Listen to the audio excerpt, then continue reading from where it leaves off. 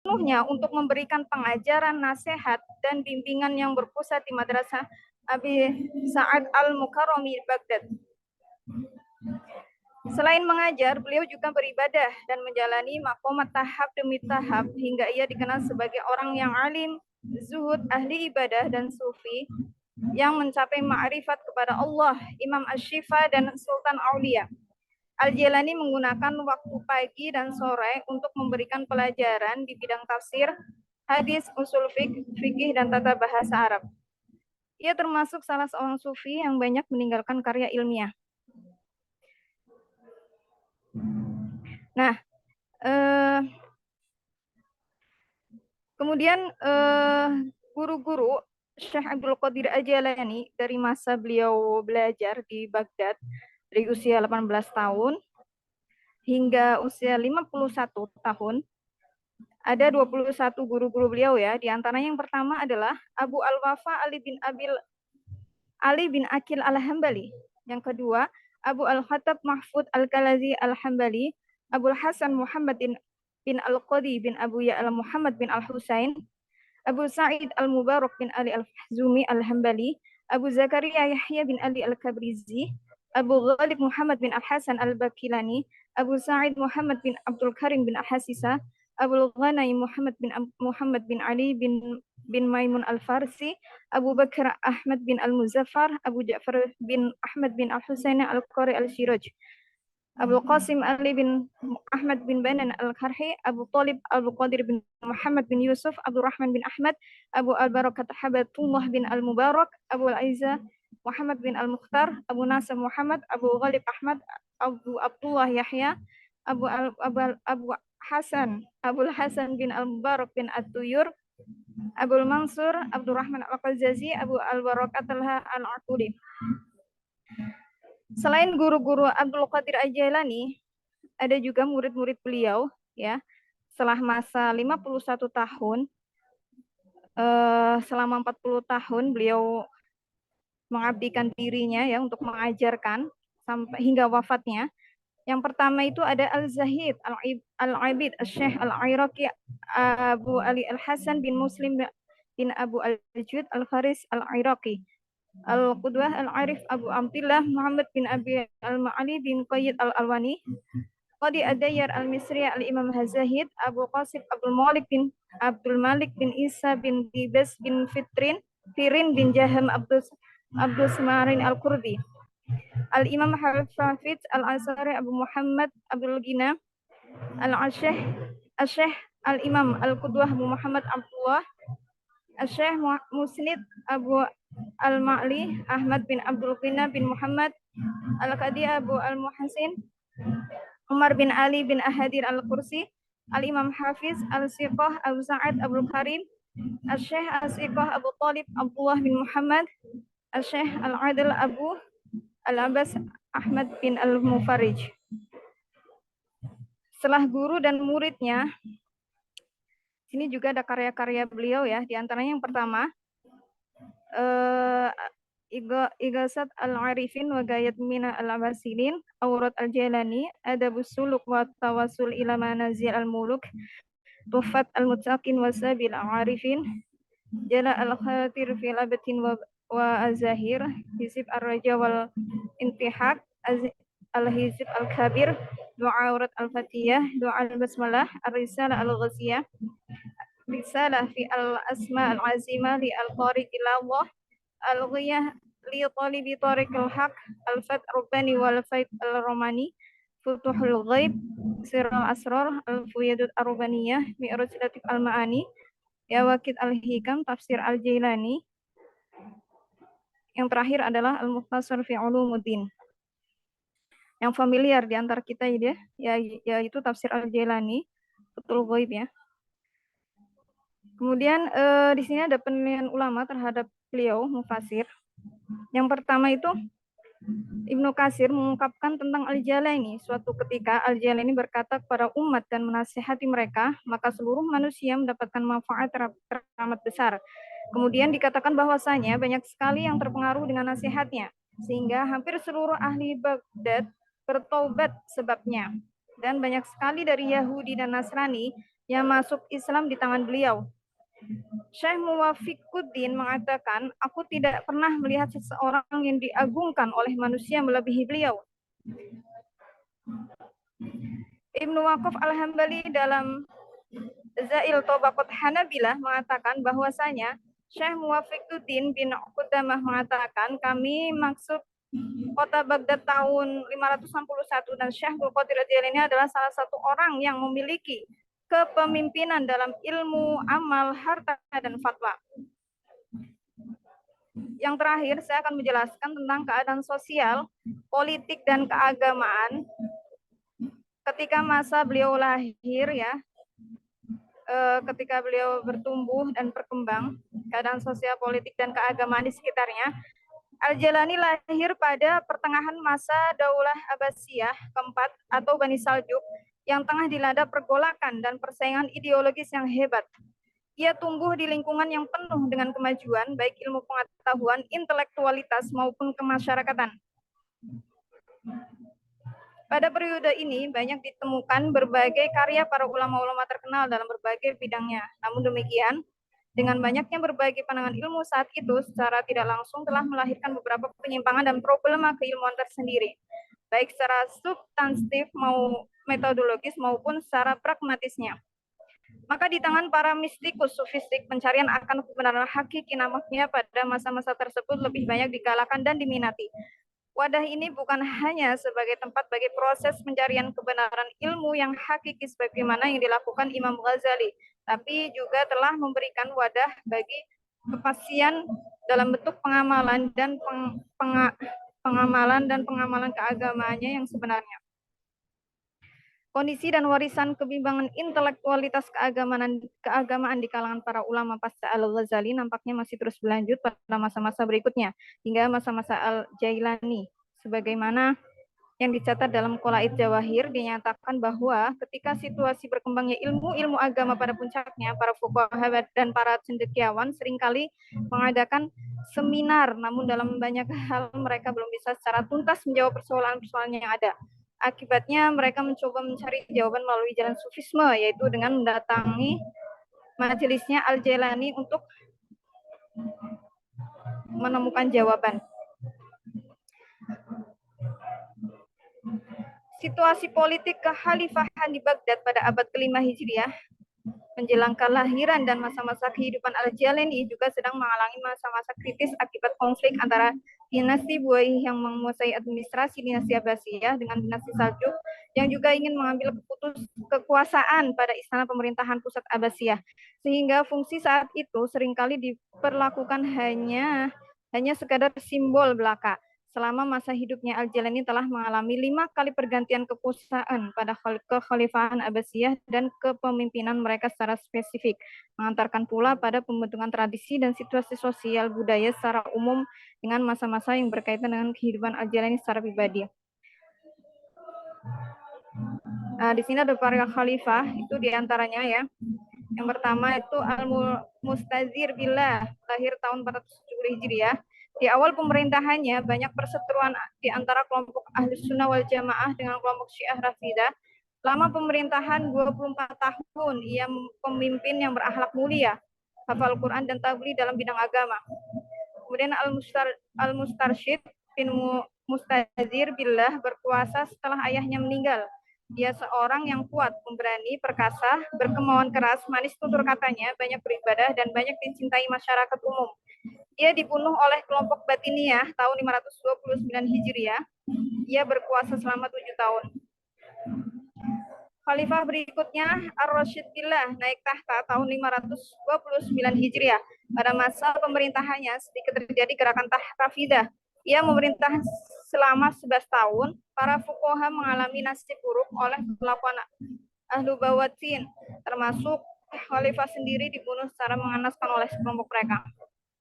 Al-Muqtafi Laimrillah kemudian dibaiat menjadi khalifah tahun 540 Hijriah.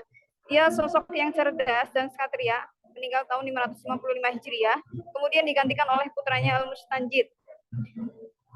Al-Mustanjid Billah menjadi pengganti ayahnya sebagai khalifah pada tahun 555 Hijriah. Ia sosok seorang khalifah yang soleh, Secara umum, gambaran politik pemerintahan Abbasiyah pusat yang silih berganti ini menunjukkan kekisruhan dan kekeliruan bahkan persaingan di antara penasihat-penasihat khalifah dan para menterinya yang hidup di sekitarnya.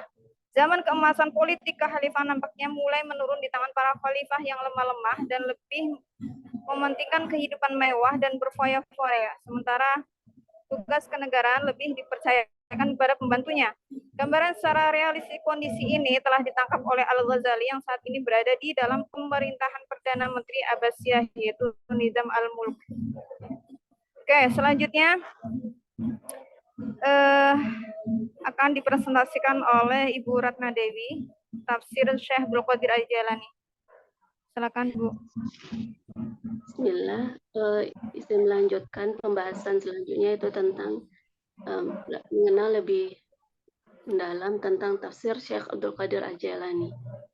Nama tafsir Abdul Qadir Al-Jailani itu, nama lengkap tafsir tersebut adalah Al-Fawatih Al-Ilahiyah wal Mawatih Al-Ghaibiyah Al-Muwaddihah lil Kalimi Al-Qur'aniyah wal Hikamil Al-Furqaniyah. Jadi tafsir ini merupakan hasil tahqiq yang dilakukan oleh Fadil Al-Jailani Al-Hasani At-Tailani Al-Hasani yang merupakan cucu ke-25 dari Syekh Abdul Qadir Al-Jailani.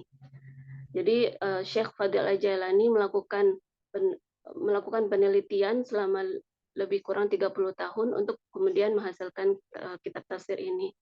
Kitab tafsir ini merupakan hasil pengumpulan kembali atas manuskrip atau kitab tafsir yang telah hilang, yang dianggap hilang sekitar lebih dari 800 tahun. Di dalam penemuan beliau selama 30 tahun ini, beliau menemukan kitab tafsir Al-Jailani itu dalam bentuk manuskrip sebanyak 30 juz itu di dalam di Vatikan, Roma. Jadi di perpustakaan Vatikan beliau menemukan 30 juz dari kitab tafsir Al-Jailani dan 17 kitab lainnya yang dimiliki, yang merupakan kitab dari Al-Jailani. Jadi beliau melakukan penelitian selama 30 tahun dan kemudian hasil penelitian beliau ini diterbitkan kembali pada tahun 2009 melalui penerbitan Markas Al-Jailani Al-Buhuth Al-Ilmiyah di Istanbul, Turki. Jadi Syekh Fadil Al-Jailani ini merupakan cucu beliau yang berkebangsaan Turki. Dari dalam menerbitkan kitab tafsir ini, Syekh Fadil mengacu pada hasil temuannya.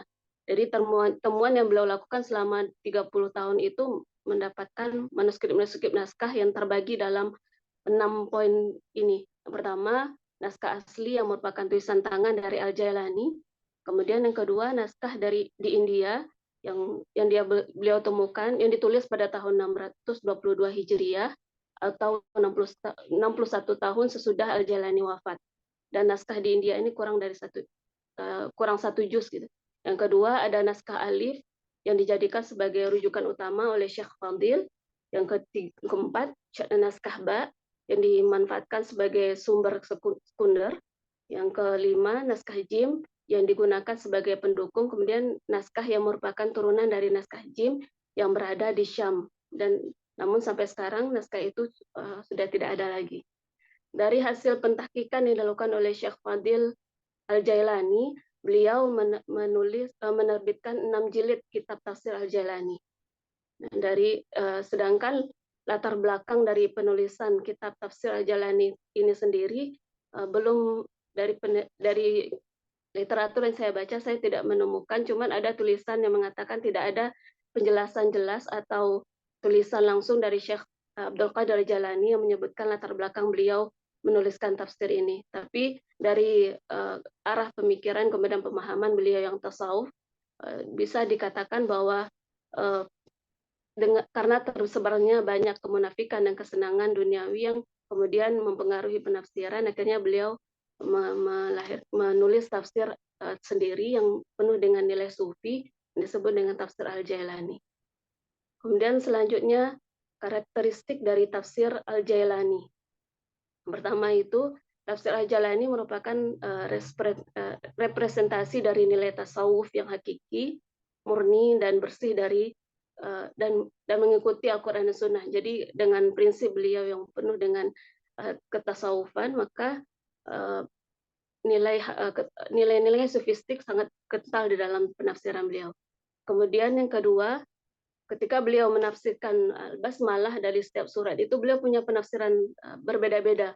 Jadi nanti ketika saya baca memang punya tafsiran berbeda-beda dari surat Al-Fatihah, kemudian surat Al-Baqarah, kemudian surat Ali Imran, yang ada lafaz basmalah itu beliau mempunyai penafsiran berbeda-beda. Yang dalam kajiannya disebutkan perbedaan penafsiran Al-Basmalah ini beliau kaitkan dengan kandungan utama dari kandungan dari surat tersebut. Gitu. Yang kemudian yang ketiga, menggunakan kalimat awal la yakhfa dari muqaddimah tafsir surat. Jadi di setiap awal surat beliau menggunakan kata-kata la yakhfa, yang berarti bukan rahasia lagi atau sangat jelas. Kemudian di akhir yang kemudian digabungkan dengan nasihat yang hadir secara umum dari kandungan surat tersebut. Kemudian di akhir surat beliau mengatakan atau memberikan nasihat sofistiknya yang diawali dengan kata-kata alaika. Kemudian yang kelima, yang pasti memasukkan pemikiran sofistik melalui penafsiran ayat-ayat yang ada. Yang keenam, dari kajian yang dilakukan oleh banyak ulama terhadap tafsir Abdul Qadir Al-Jalani, disebutkan bahwa tafsir Al-Jalani itu bersih dari Israiliyat. Yang kemudian yang ketiga itu adalah sistematika penafsiran tafsir Al-Jalani. Jadi tadi disebutkan dari tahqiq Fadil Al-Jalani itu beliau menulis kitab tafsir Al-Jalani itu dalam 6 jilid. Yang pertama, jilid pertama itu Muqaddimah, kemudian tafsir surah Al-Baqarah sampai Al-Maidah. Yang kedua, jilid 2 itu tafsir surat Al-An'am sampai surah Ibrahim. Jilid ketiga itu tafsir surat Al-Hijr sampai surat An-Nur. Jilid keempat, tafsir surah Al-Furqan sampai surat Yasin. Jilid keenam itu tafsir surat As-Saffat sampai surat Al-Waqi'ah. Yang keenam, tafsir surat Al-Hadid sampai surat An-Nas. Kemudian dalam tafsir Al-Jalani juga terdapat fihris hadis Nabi SAW yang ada di jilid 5 dan 6. Kemudian ada lampiran-lampiran qasidah syair-syair sufi serta munajat Asmaul Husna. Selanjutnya itu corak dan metode penafsiran. Jadi penafsiran Al-Jailani itu adalah dengan menggunakan metode tahlili, yaitu menafsirkan secara menyeluruh dari ayat-ayat Al-Quran. Dan kemudian memakai penuturan dan ungkapan yang mudah dan singkat dan sistematis. Jadi menggabungkan penafsiran dua ayat dengan menggunakan perbandingan untuk menjelaskan maksud dan tujuan ayat tersebut. Jadi jika ada dua ayat yang bisa digabungkan penafsirannya, maka beliau akan menggabungkan kemudian menghadirkan penjelasan dari dua ayat tersebut. Kemudian yang ketiga, di setiap surat selalu membuat mukaddimah yang disebut dengan Fatih as-surah. Kemudian seperti yang tadi dijelaskan, kemudian di akhir menutupnya dengan penutup surat yang beliau sebut dengan khatimah as-surah. Tergolong sebagai tafsir sufi isyari, ya nanti mungkin dijelaskan lebih lanjut oleh Ustaz Bastah. Meskipun dalam penafsiran beliau tidak semuanya ditafsirkan dengan secara tafsir isyari. Kemudian ayat-ayat yang berkaitan dengan hukum dan fikih, beliau memberikan tarjih dari pendapat ulama, baik itu mendhaifkan atau mensahihkan sebagian riwayat yang tersirat. Kemudian menyebutkan sanad dan kualitas hadis. Dia mentarjih sesuatu yang dianggap benar oleh beliau. Ini adalah salah satu contoh dari penafsiran Abdul Qadir Al-Jailani dalam tafsirnya terhadap surat At-Tahrim ayat 8 yang berkaitan dengan ayat Taubat. Insyaallah nanti akan lebih detail di dalam Muqaranah tafsir Al-Jalani dan tafsir Al-Qusairi. Dilanjutkan selanjutnya terkait dengan penafsiran terkait dengan biografi Syekh Al-Qusairi yang dibahas oleh saudari Umnia.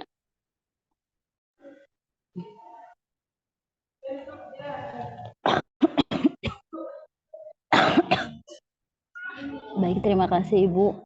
Selanjutnya yaitu tentang biografi Al-Qusairi. Yang pertama riwayat hidup Al-Qusairi, yaitu Imam Al-Qusairi nama lengkap Al-Imam Abu Al-Qasim Abdul Karim bin Hawazin bin Abdul Malik bin Tolhah bin Muhammad Al-Istiwa Al-Qusairi An-Naisaburi As-Safi'i. Al-Qusairi dilahirkan pada tahun 376 Hijriah atau 986 Masehi, bulan Rabiul Awal di Astawa. Al-Qusairi merupakan seorang jahid, seorang sufi, syekh di Khorasan, dan pelayan bagi masyarakatnya. Al-Qusairi juga seorang yang menguasai tafsir, hadis, usul, adab, syair, banyak menulis kitab tasawuf, dan orang yang menggabungkan antara syariat dan hakikat. Al-Qusairi keturunan Arab yang datang ke Khorasan dan tinggal di pinggiran kota. Ayahnya berasal dari suku Qusair dan ibunya dari Sulam. Ayahnya meninggal sewaktu ia masih kecil, sehingga ia tumbuh sebagai seorang yatim yang miskin. Sejak kecil ia sudah belajar etika dan bahasa Arab serta menunggang kuda. Menginjak usia remaja ia pergi ke Naisabur untuk belajar ilmu. Al-Qusairi wafat pada hari Ahad 16 Rabiul Akhir pada tahun 465 Hijriah di Naisabur. Ketika itu Al-Qusairi mencapai umur 87 tahun. Jenazah beliau disemayamkan di sisi makam gurunya, yaitu Syekh Ali Ad-Daqqaq sampai sekarang.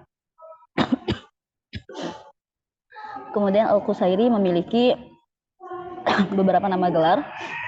Yang pertama ada An-Naisabur.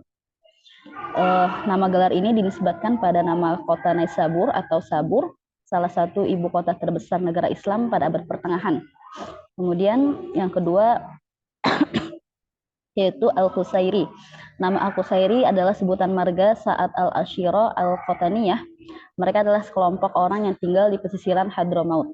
Nama gelar selanjutnya itu ada Al-Istiwa, yaitu orang-orang yang datang dari bangsa Arab yang memasuki daerah Khorasan dari daerah Ustawa, yaitu sebuah negara besar di wilayah pesisiran Naisabur yang berhimpitan dengan batas wilayah Nasa. Kemudian nama gelar selanjutnya ada Asy-Syafi'i, sebuah pernisbatan nama pada mazhab Syafi'i. Kemudian selain itu Al-Qusairi juga diberikan gelar kehormatan antara lain yaitu ada Al-Imam, Al-Ustadz, Asy-Syaikh Jainul Islam, Al-Jami' Baina Syari'ati wal Haqiqah. Gelar-gelar ini diberikan sebagai wujud penghormatan atas kedudukan yang tinggi dalam bidang tasawuf dan ilmu pengetahuan di dunia Islam. Selanjutnya rihlah ilmiah Imam Qusairi. Sudah belajar etika dan bahasa Arab serta menunggang kuda. Menginjak usia remaja, ia pergi ke Naisabur untuk belajar ilmu hitung dan tinggal di desa Bastu. Di sana ia berkesempatan mengikuti pelajaran yang diberikan oleh Syekh Abu Ali bin Husain bin Ali An-Naisabur yang dikenal sebagai Al-Daqqaq. Di kota Naisabur, kemampuan bicara Al-Qusairi diasah. Hanya itu, di sana juga ia menempuh jalan kesufian. Kemudian Ad-Daqqaq yang merupakan gurunya memerintahkan kepada Al-Qusairi untuk mendalami ilmu fikih kepada Imam Abu Bakar Muhammad bin Bakar At-Tusi. Kemudian atas perintah Abu Bakar At-Tusi, Al-Qusairi pergi ke guru yang lainnya, yaitu Imam Abu Bakar bin Faruk untuk mempelajari ilmu usul fikih. Setelah Abu Bakar bin Faruk wafat, ia lalu belajar ilmu usul fikih kepada Abu Ishaq Al-Isfaraini. Ia menggabungkan pola pengajaran usul fikih yang ditempuh oleh Abu Ishaq Al-Isfaraini dan Abu Bakar bin Faruk. Dalam kesibukannya belajar kepada para guru, Al-Qusairi masih menyempatkan diri menghadiri majelis guru pertamanya, yaitu yang Abu Ali Ad-Daqqaq, sampai akhirnya Abu Ali menikahkan Al-Qusairi dengan putrinya. Kemudian sepeninggal Abu Ali Ad-Daqqaq wafat, Al-Qusairi banyak bergaul dengan para ulama lain yang ada di Naisabur. Ada dua orang ulama yang sangat erat hubungannya dengan Al-Qusairi, yaitu Abu Abdurrahman As-Sulami, tokoh sufi dari aliran Malamatiyah, dan Abu Al-Ma'ali Al-Juwaini, seorang ahli fikih dan ilmu kalam terkemuka. Kemudian dalam berteologi, Al-Qusairi bermadzhab Asy'ari, sedangkan dalam fikih Al-Qusairi bermadzhab Syafi'i. Kemudian selanjutnya ada guru-guru Al-Qusairi. bisa dilihat sendiri ya, guru-guru Al-Qusairi dan juga murid-murid Al-Qusairi. Setelah itu juga ada karya-karya Al-Qusairi. Bisa dilihat sendiri ya, teman-teman. Selanjutnya penilaian ulama terhadap Al-Qusairi. Abu Bakar Al-Khatib Al-Baghdadi mengucapkan, kami menulis tentangnya bahwasannya Al-Qusairi seorang yang sikoh, pandai dalam berceramah, dan sangat tajam isyaratnya. Kemudian Ibnu Halkan berkata dalam kitab Wafayatul A'yan bahwasannya Imam Qusairi seorang yang sangat alim dalam fikih, tafsir, hadis, usul, adab, syair, kitabah, ilmu tasawuf yang mengumpulkan antara syariat dan hakikat. Kemudian Imam Zahabi juga mengatakan kalau Al-Qusairi itu seorang imam yang juhud, seorang panutan, dan seorang ustadz. Selain itu, Tajuddin As-Subki mengatakan bahwasannya seluruh ulama yang sejaman dengannya sepakat bahwa beliau adalah pemimpin zamannya, panutan di zamannya, dan keberkahan untuk kaum muslimin pada zamannya. Dan yang terakhir, Imam As-Suyuti mengatakan kalau Al-Qusairi seorang yang juhud, seorang sufi, syekh Khurasan, seorang ustadz kaum muslimin, dan pemimpin umat ini. Selanjutnya keadaan sosial, politik, dan keagamaan. Selama masa hidupnya, Al-Qusairi telah mengalami 4 kali pergantian kekuasaan di tubuh kekhalifahan Abbasiyah dan kepemimpinan mereka secara spesifik mengantarkan pula pada pembentukan tradisi dan situasi budaya, sosial secara umum dengan masa-masa yang berkait dengan kehidupan Imam Qusairi secara pribadi. Para khalifah itu diantaranya Abu Qasim Al-Fadil Al-Mu'ti, kemudian ada Abu Fadil Abdul Karim At-Ta'i, kemudian ada Abu Abbas Ahmad Al-Qadir, dan Abu Ja'far Abdullah Al-Qaim. Al-Qusairi mewarisi sufisme tenang yang dikembangkan oleh Al-Junaid. Selama hidupnya, ia sangat peduli untuk menjelaskan keharmonisan antara sufisme dan syariah. Dia juga terlibat secara intens dalam pengkajian keilmuan keagamaan formal, terutama hadis.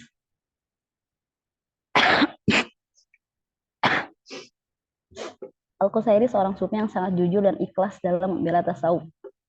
Komitmennya terhadap tasawuf begitu besar. Hal inilah yang membuatnya lebih harum dan lebih masyhur sebagai seorang sufi, meskipun ia juga dikenal sebagai mutakalim, hafidh, ahli hadis, ahli bahasa dan sastra, pengarang, penyair, dan ahli kaligrafi. Selanjutnya,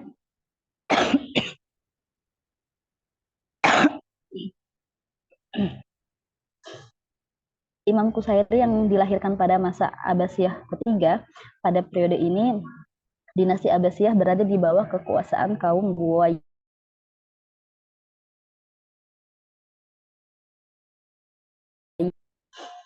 Kemudian pada tahun 432 Hijriah, di saat Al-Qusairi sebagai seorang sufi dan cendekiawan benar-benar masyhur, kota Naisabur beralih dari kekuasaan dinasti Ghazwani kepada penerusnya, yaitu dinasti Saljuk. Ibu mohon maaf, mohon izin minum sebentar.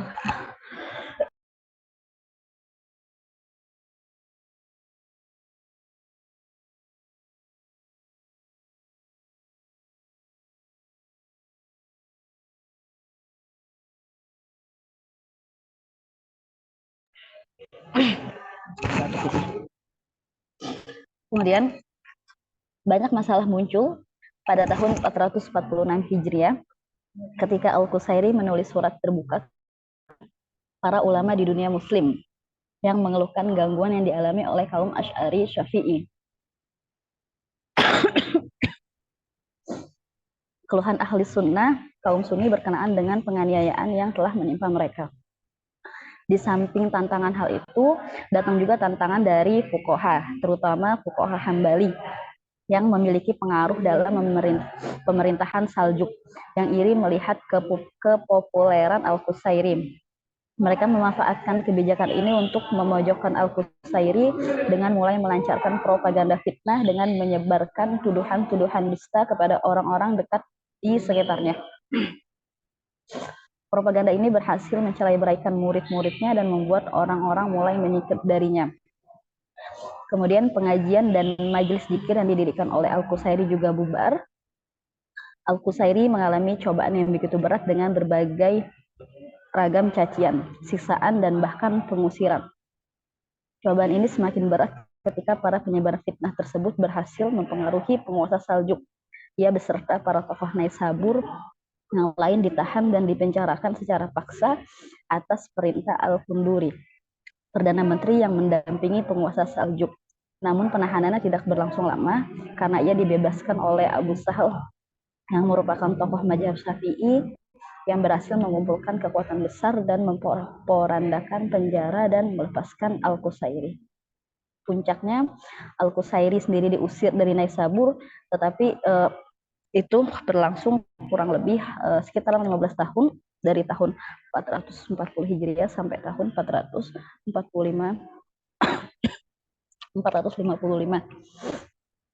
Kemudian selanjutnya, Al-Qusairi pergi ke Baghdad dan diterima dengan baik oleh Khalifah Abbasiyah Al-Qaim bin Amrullah yang kemudian memintanya untuk mengajar hadis di istana. Dan oleh ulama di kota tersebut, Al-Qusairi dapat kembali ke Naisabur setelah Tughrul Bek jatuh dari tampuk kekuasaannya, yaitu pada tahun 445. Kemudian khalifah diambil alih oleh Abu Suja. Tidak lama setelah itu, para penganut mazhab Syafi'i memang dominan di Naisabur kembali mendapatkan hak istimewa yang telah lama hilang. Al-Kunduri dihukum mati dan jabatan Perdana Menteri dipegang Nizam al-Muluk, seorang penganut mazhab Syafi'i dan bersimpati kepada kalam Asy'ari. Penguasa baru ini beserta Perdana Menterinya memberikan penghormatan yang sangat tinggi kepada Al-Qusairi. Al-Qusairi menghabiskan seluruh sisa hidupnya di kota itu, sebuah masa yang sangat membahagiakan untuknya karena pengikut dan murid-muridnya bertambah banyak. Kemudian sejak tahun 1045 Masehi dia terus-menerus berkutat dalam pengajaran hadis. Ribuan orang telah menerima hadis dengan cara tradisional. Oke teman-teman, mohon maaf.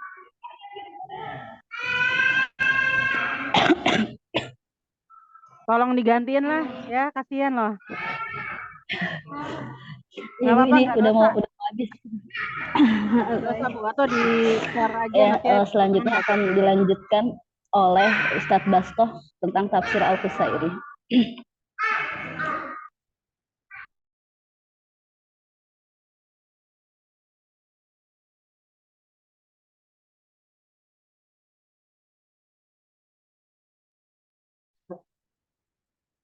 Baik, Bismillahirrahmanirrahim. Saya akan melanjutkan tentang makalah ini. Latar belakang tafsir Al-Qusairi. Tentu kitab tafsir ini adalah pertama kali diterbitkan oleh Hay'ah Al-Misriyah Kairo dengan jumlah 3 jilid. Kemudian dicetak untuk kedua kalinya tahun 1390 Hijriah oleh Darul Kutub Al-Arabiyah, dan kemudian sebelumnya telah menyusun kitab tafsir Taisir fi at-Tafsir sebelum Lataiful Isyarat. Lataiful Isyarat ini yang menjadi acuan kita untuk muqaranah dengan tafsir Al-Jailani, yaitu melalui pendekatan tasawuf juga. Selanjutnya, karakteristik tafsir Al-Qusairi. Yang pertama, bahwasanya kitab tafsir ini menjelaskan tentang isyarat berdasarkan paham ahli ma'rifat, baik dari ucapan maupun kaidah yang mereka buat. Yang nanti akan kita jelaskan apa itu isyarat, apa itu pengertian-pengertian atau istilah-istilah yang digunakan oleh orang-orang tasawuf. Dan kitab ini ditafsirkan sepenuhnya dengan cara isyari. Kemudian aliran teologi Al-Qusairi adalah sunni, yang menolak Al-Mujassimah. Kemudian selanjutnya adalah menyatukan syair yang menafsirkan ayat-ayat Al-Quran untuk membantu penafsiran dari segi bahasa. Dan perlu diketahui bahwasanya tafsir Al-Qusairi ini juga tafsir isyari pertama kali yang ada.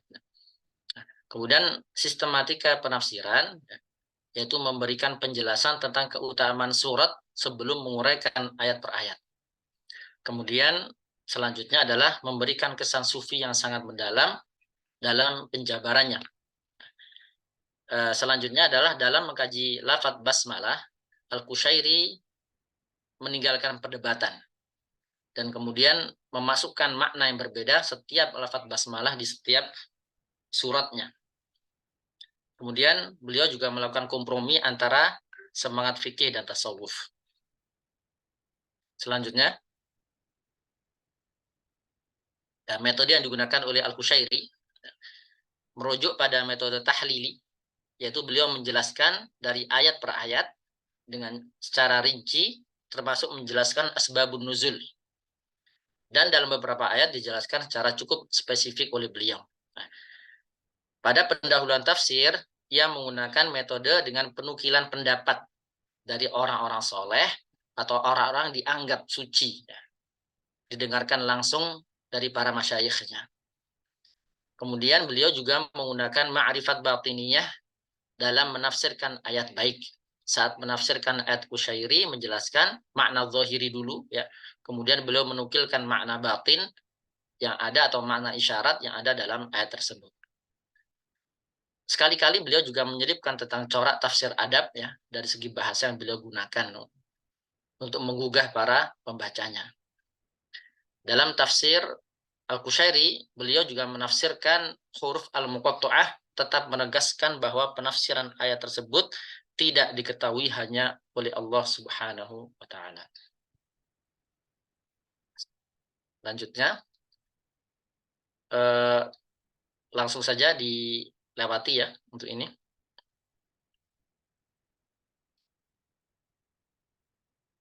Baik, saya akan melanjutkan pada slide yang selanjutnya ya.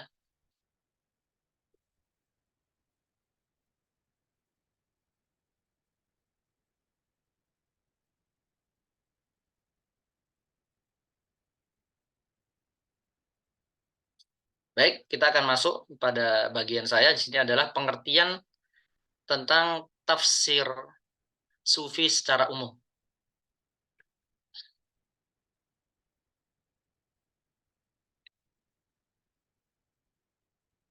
Sebelum kita mengetahui apa itu tafsir sufi secara umum, ya, maka di sini pengertian tafsir sufi, ya, tentu kita bedah dari makna tafsir, ya. Tafsir secara bahasa atau etimologi, yaitu di mana Ibnu Faris mengatakan kata tafsir berasal dari bahasa Arab, merupakan masdar, ya, dari at-tafsir, dari huruf fa, sin dan ro, yang memiliki makna keadaan jelas atau memberikan sebuah penjelasan. Itu makna tafsir. Kemudian Az-Zarkashi secara bahasa beliau memberikan makna at-tafsir adalah sebuah alat yang digunakan oleh dokter untuk memeriksa orang sakit. Sehingga dengan itu mengetahui bahwasanya membuka atau menjelaskan. Maka di sini dimaknakan adalah sebuah penjelasan. Itu dari mana at-tafsir. Kemudian As-Suyuti beliau menjelaskan makna at-tafsir adalah wazan dari taf'il, dari kata al-fasru yang artinya adalah al-bayan atau menerangkan atau menyingkat. Nah, maka terakhir di sini secara etimologi diartikan oleh Manna al-Qattan adalah tafsir itu mengikuti wazan taf'il yang berasal dari kata al-fasr, yaitu artinya yang menjelaskan. Jadi kemudian kita bisa pahami dari makna at-tafsir ini walaupun berbeda, ya, tetapi intinya adalah sebuah keterangan atau sebuah penjelasan atau sebuah kupasan yang dipakai untuk menjelaskan makna-makna yang sukar. Ini secara bahasa. Baik, kita lanjutkan ya. Secara istilah, makna dari tafsir menurut Az-Zarqani dalam Manahilul Arifan adalah tafsir adalah sebuah ilmu yang di dalamnya dibahas tentang Al-Qur'anul Karim dari segi petunjuknya kepada apa yang dimaksud oleh Allah menurut kemampuan manusia. Menurut kemampuan manusia. Zarkashi, beliau dalam Al-Burhan, beliau menjelaskan bahwa tafsir adalah ilmu untuk memahami Al-Quran. Tidak hanya sekedar memahami, tetapi juga bagaimana menerangkan maknanya, kemudian mengeluarkan hikmah-hikmah maupun hukum-hukum yang ada di dalam Al-Quran. Nah, dan tentunya adalah Al-Imam As-Suyuti memberikan makna dalam Al-Itqan, tentunya adalah yang sudah kita pelajari, maknanya adalah ilmu yang mengenal atau mengenai tentang turunnya ayat-ayat Al-Quran, ikhwalnya, cerita-cerita, sebab turunnya, tertib makiyah, madaniyah, muhkam, mutasyabih, nasikh, mansukh, khusus, umum, mutlak, muqayyad, mujmal, mufassar, halal, haram, janji Allah maupun ancaman Allah, perintah Allah maupun larangan Allah, dan mengenai ungkapan dan perumpamaan. Nah, kurang lebih itu adalah makna dari tafsir secara istilahi. Maka kita sekarang masuk dari pengertian dari kata sufi. Apa itu kata sufi? Sufi menurut beberapa ulama dijelaskan dari kata sofa, yasufu soufan, yang bermakna bulu yang ada di domba. Nah, kenapa diartikan bulu? Ya, sebagian dikatakan bahwasanya menurut para ulama, di mana orang-orang tasawuf dulu itu mereka memakai baju yang terbuat dari bulu domba, yang saat itu adalah sebuah pakaian yang paling murah saat itu. Itu yang pertama.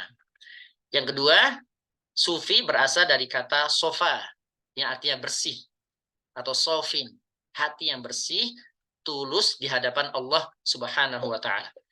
Kemudian yang ketiga, sufi berasal dari kata sufah. Ya. Sufah ini adalah sebuah tempat, ya, di pojok, kalau bahasa sekarang di pojok, di sebelah kanan, di belakang masjid, yang saat itu adalah gelar atau istilah yang digunakan di dalam ilmu hadis atau ilmu sirah, atau istilah yang digunakan oleh para sahabat-sahabat yang tinggal di masjid atau ahlus suffah di zaman Rasulullah Shallallahu Alaihi Wasallam. Sebagaimana kita ketahui bahwasanya dulu para sahabat hijrah ke Madinah, ya, sebagian di awal-awal mereka ditampung sebagian, ya, di rumah-rumah para sahabat, dipersaudarakan. Maka orang-orang yang tidak bisa ini kemudian banyak ditampung di masjid. Kurang lebih kisaran jumlahnya ada 80 disebutkan oleh para ulama. Nah, para sahabat yang tinggal di serambi masjid inilah maka disebut ahlus suffah. Ahlus suffah yang ini berasal dari kata ahlus suffah. Kemudian yang terakhir, sufi ini berasal dari kata sopos, ya, dari bahasa Yunani yang berarti hikmah. Ya. Ini sebagian mengartikan seperti itu. Nah, dari semua pendapat itu, ya, menurut ahli tasawuf, yang terakhir itu menjadi salah satu makna dari kata sufi itu sendiri. Dan kemudian orang yang pertama kali memakai kata sufi adalah Abu Hashim Al-Kufi ketika beliau berada di Irak. Baik, kita lanjutkan. Maka kita masuk pengertian secara istilahi atau terminologi, di mana Az-Zarqani dalam Manahilul Irfan beliau menjelaskan tafsir sufi adalah sebuah upaya mentakwilkan Al-Quran berbeda dengan zahirnya. Di mana kita ketahui ilmu tafsir itu adalah bagaimana mentakwilkan atau menafsirkan secara zahir. Tetapi ini adalah upaya berbeda. Melalui apa? Melalui isyarat-isyarat tersembunyi yang hanya tampak oleh ahli suluk. Ahli suluk adalah orang-orang di sini yang sebutan untuk orang-orang hamba Allah yang mereka bergelut di dunia tasawuf. Serta memungkinkan adanya penggabungan antara makna tersembunyi, tapi memungkinkan berusaha menggabungkan antara makna tersembunyi dan makna yang tampak atau makna yang zahir. Ini yang pertama. Kemudian menurut Ali As-Sabuni, tafsir sufi itu adalah mentakwilkan Al-Quran berbeda, ya, dengan zahirnya, dengan apa? Isyarat-isyarat yang tersembunyi yang hanya tampak bagi orang-orang yang Allah berikan ilmu laduni. Ilmu laduni adalah sebuah istilah yang digunakan dalam ilmu sufi atau ilmu tasawuf, atau orang-orang arif billah. Seperti apa? Seperti para ahli suluk dan bermujahadah atau riyadhah. Riyadhah adalah sebuah usaha yang teramat sangat keras melalui waktu yang cukup panjang. Itu adalah mujahadah untuk menundukkan nafsunya sehingga mereka memperoleh cahaya Allah yang menyinari serta menembus rahasia Al-Quran Al-Azim. Atau mereka yang telah Allah gorisi pikirannya dengan tersibghah, ya, dari sebagian makna yang di dalamnya melalui ilham ilahi atau futuh rabbani. Nah, ini salah satu makna dari Ali As-Sabuni. Kemudian makna yang lain,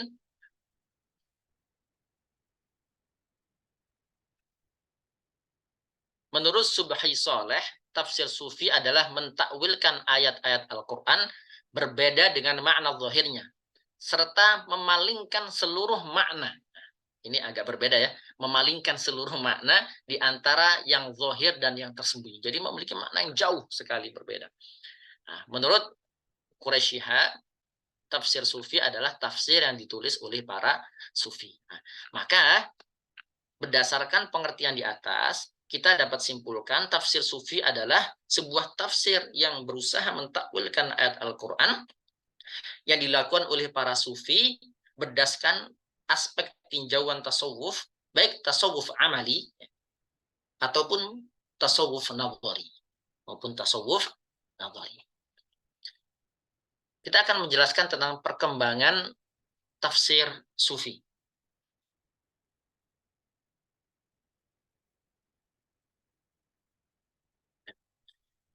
Tafsir sufi sebenarnya secara konkret, secara amaliyah itu telah berada di zaman Rasulullah Shallallahu Alaihi Wasallam, dan itu dicontohkan oleh Rasulullah Shallallahu Alaihi Wasallam dalam amaliyah beliau, dalam akhlak beliau, dalam ucapan beliau, dalam seluruh amaliyah beliau. Dan kemudian itu dicontoh oleh para sahabat-sahabat mulia, sahabat-sahabat agung, dan kemudian itu pun diturut oleh tabi'in. Tetapi sufi itu secara menjadi sebuah disiplin ilmu tersendiri, secara teori dan filosofi adalah pada abad kedua. Ya. Ketika Islam telah menyebar, ya, kemudian mulai ya semua ilmu pengetahuan bercampur, mendapatkan ilmu pengetahuan bercampur dengan pengetahuan filsafat dan seterusnya, maka menjadi sebuah ilmu tersendiri berkembang. Ya. Maka disinilah kemudian lahirlah ya ada ajaran al-ittihad, ya, menyatu dengan Allah Subhanahu wa taala yang itu dipopulerkan oleh Abu Yazid Al-Bustami, atau kemudian Al-Hulul ya oleh Al-Hallaj.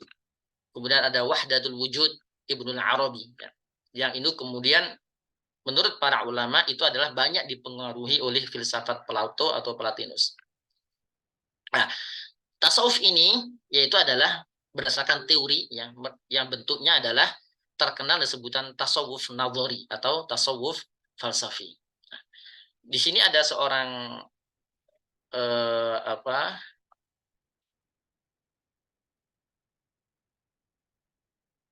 seorang orientalis ya, Gerhard Bowering ya, belum menjelaskan adanya periode para tokoh sufistik, dan kemudian belum membagi ada 5 tahapan atau 5 fase ya, 5 fase dalam perkembangan tokoh-tokoh sufi ini.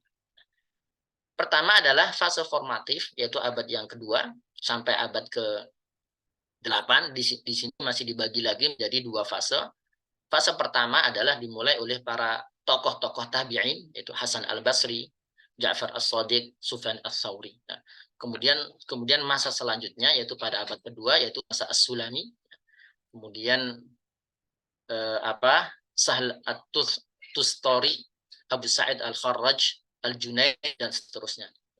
Kemudian fase yang kedua, fase ini mencakup 3 varian tafsir. Yang pertama adalah tafsir sufistik modern. Ya. Kemudian selanjutnya, ya disinilah pada fase kedua ini nanti, maka di sini termasuk juga tafsir Al-Qushairi yang akan menjadi pembahasan kita. Ini ada pada fase yang kedua ini.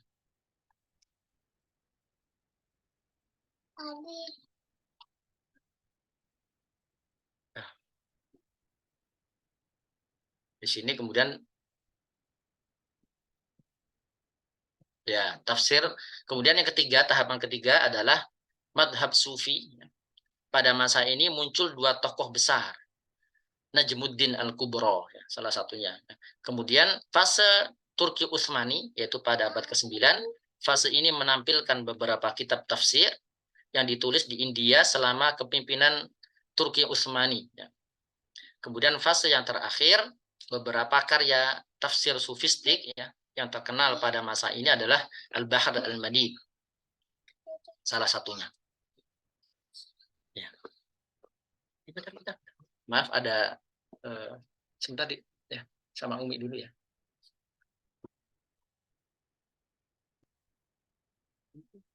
Bibi.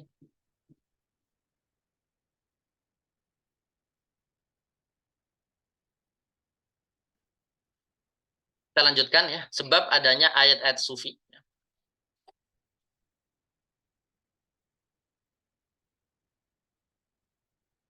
Di sini yang pertama yang menyebabkan adanya ayat sufi itu adalah di mana sebuah ayat ya, adalah yang pertama adalah teks ayat yang memiliki makna zahir dan batin. Yang kedua adalah muhkam dan mutasyabih. Yang pertama adalah teks ayat ini sangat memungkinkan terjadi dualisme makna. Kenapa?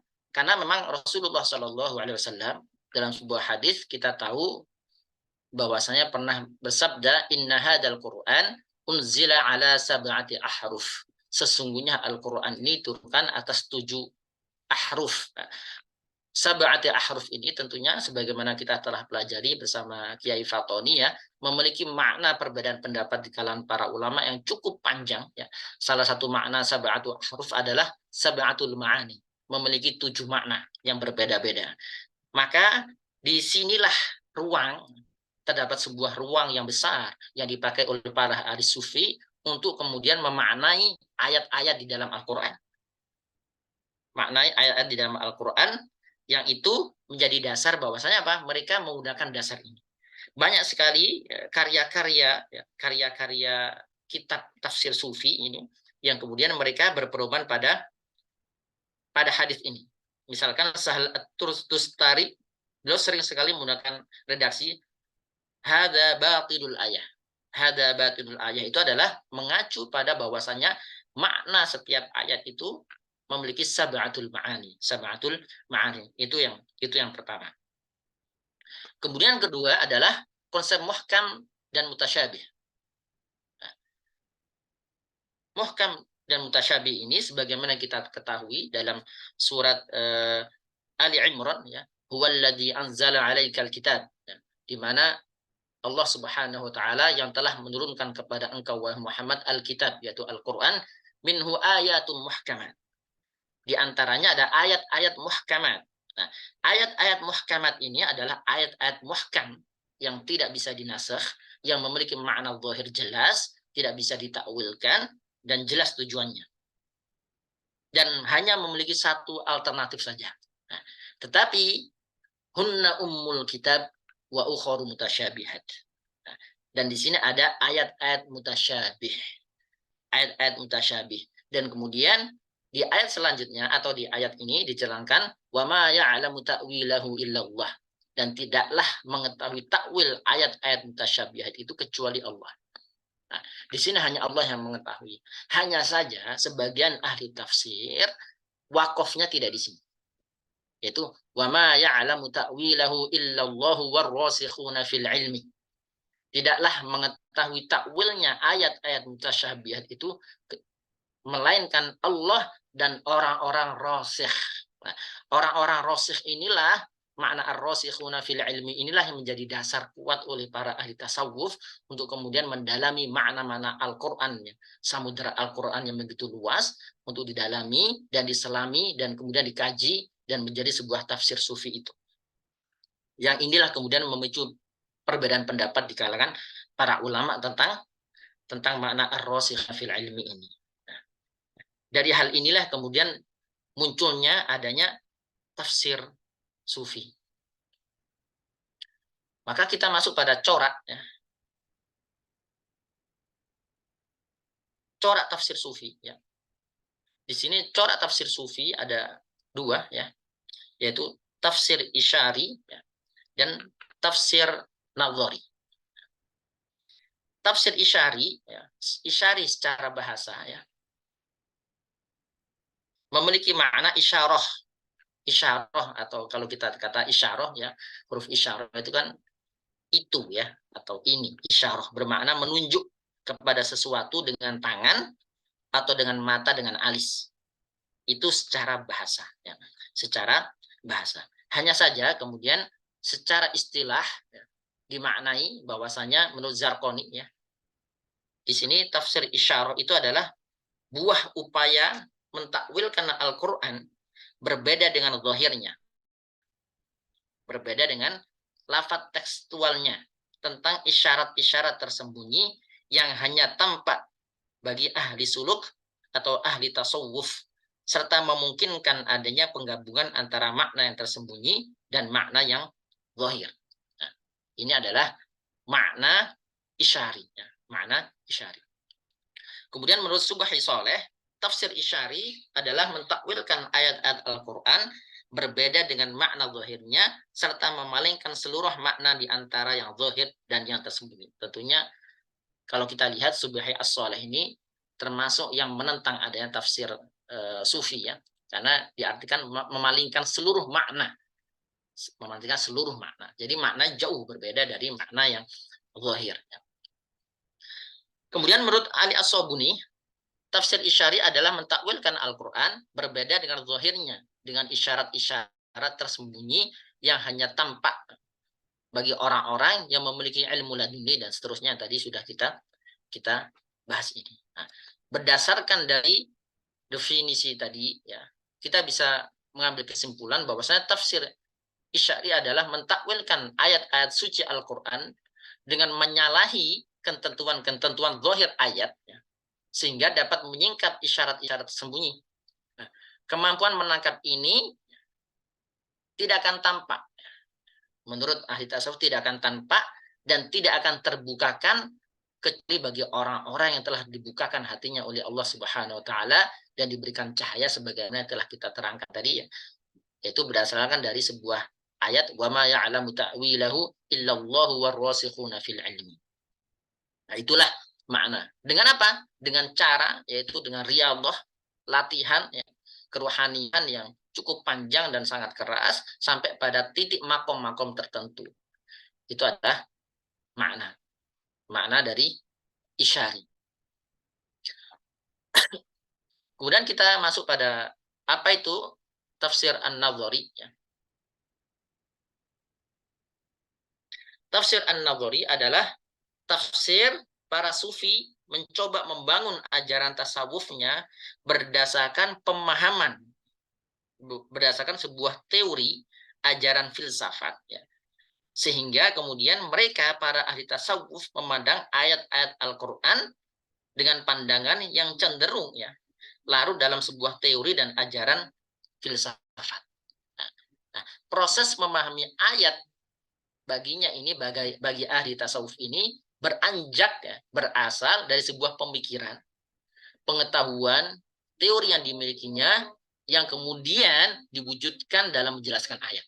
Nah, maka kategori tafsir nadhari inilah ya, yang kemudian oleh para ahli tafsir dimasukkan dalam sebuah apa yang kita tahu kita ini ya maknai kurang lebih firman makna ya. Barang siapa yang menafsirkan ayat apa itu termasuk tafsir yang mazmum, atau bahkan menurut para ulama ini adalah sebuah tafsir yang menyimpang atau tafsir yang bid'ah. Kemudian kita masuk pada karakter dari tafsir sufi ini. Ada beberapa karakter ya yang dimiliki oleh tafsir isyari, yaitu penafsiran isyari ini tidak boleh menafikan apa yang dimaksudkan makna zahir. Ini syarat pertama. Ya. Jadi tidak boleh menafikan apa yang dimasukkan makna zahir. Misalkan tentang ayat sholat, ya, maka isyarinya harus berhubungan dengan tidak boleh menafikan tentang masalah sholat.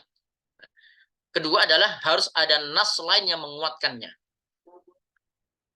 Menguatkan tentang masalah itu. Misalkan nanti pembahasan tentang as-sabr. Ya. As-sabr. Apakah ada ayat lain atau hadis yang menguatkan tentang tafsir isyari itu. Kemudian ketiga, tidak bertentangan dengan syarak dan akal. Syarat selanjutnya adalah tidak bertentangan dengan syarak dan akal.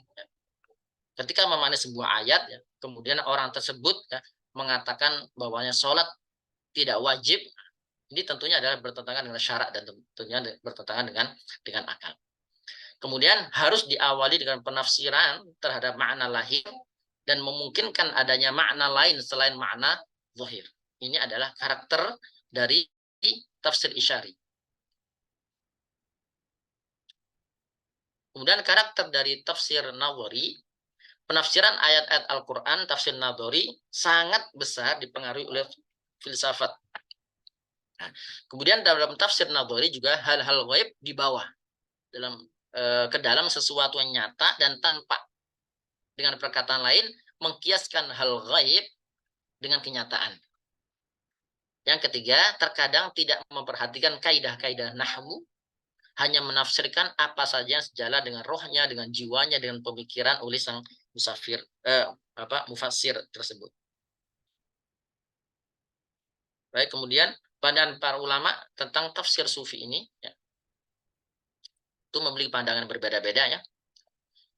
Ibnu Salah misalkan seperti yang dikutip oleh Zarqani ya, dalam fatwanya berkata ketika ditanya tentang ucapan-ucapan kaum sufi mengenai Al-Qur'an. Maka beliau mengatakan, Ibnu Salah, saya mendapatkan informasi dari Imam Abul Hasan Al-Wahidi, seorang mufassir, berkata, Imam Abu Abdurrahman As-Sulami telah mengarang sebuah kitab yang berjudul Haqaiqut Tafsir. Maka beliau mengatakan, jika ada yang berkeyakinan bahwa itu adalah kitab tafsir, maka sungguh ia telah kafir. Maka di sini adalah pendapat Ibnu Salah. Kemudian bagaimana pendapat Imam Zamakhsyari? Beliau mengatakan, dikutip oleh Zarqani ya, dalam mana Ahlul Irfan ya, bahwa ia menolak tafsir sufi sebab menurutnya perkataan seorang sufi tentang tafsir Al-Quran itu sebenarnya bukan tafsir, tetapi hanya arti-arti atau penemuan-penemuan yang didapatkan saat membaca Al-Quran berdasarkan pengalaman ruhiyah yang didapatkan oleh beliau atau para sufi tersebut. Nah, kemudian menurut As-Suyuti, beliau mengatakan makna zahir ayat dapat dipahami dari kenyataan yang dibawa oleh ayat itu dan ditunjukkan oleh pengertian-pengertian kebahasaan. Kemudian pemahaman batin adalah pemahaman atas ayat atau hadis. Nah, jadi pemahaman batin itu adalah pemahaman atas ayat-ayat yang lain atau hadis-hadis yang mendukung itu bagi orang yang telah dibukakan hatinya oleh Allah Subhanahu wa taala. Ini adalah pengertian atau tafsir sufi menurut Al-Imam As-Suyuti.